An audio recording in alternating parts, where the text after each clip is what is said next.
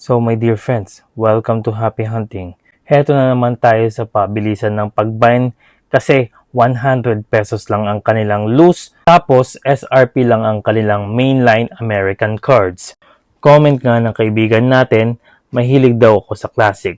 Kaya't simulan natin dito sa Datsun truck. Ako yung collector na accidentally nakadami na sa Nissan instead of collecting Mazda. For your information, if you're collecting a Datsun, then you're definitely collecting a Nissan. And sa totoo lang, hindi mahirap hanapin ang Nissan cards. Mahal nga lang talaga sila. Pero dito sa Nissan 180 SX ko, nakachamba tayo. 140 lang. At saka like I said, mahilig ako sa classic. So, pagdating din sa cards nila, patandaan talaga. Etong 32 delivery na to, aside from it is an American card, 1998 po itong model na ito. At saka dito ako believe kay Alvin, maganda na nga yung condition ng card, binenta niya pa ng 140 lang. Simulan natin sa free.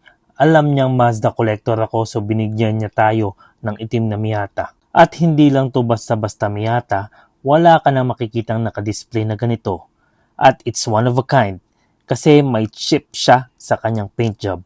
At saka alam mong paldo ka kapag nagkaroon ka ng Lamborghini Aventador J na kulay packaging ng Cadbury. 2024, Year of Nice Colors. At saka alam nyo bang mahirap magkaroon ng green na Hot Wheels? Well, I got lucky. Taong 2020, yung Corvette nila mukha ng Lamborghini. So meron tayong W1 at saka Speedtail, meron na rin tayong P1. At saka sinuwerte na rin tayo kasi meron tayong Dodge na kulay tsokolate. At saka pumapangatlo to sa aking oldest loose. Here we go. At saka naniniwala ko na there's a reason for everything.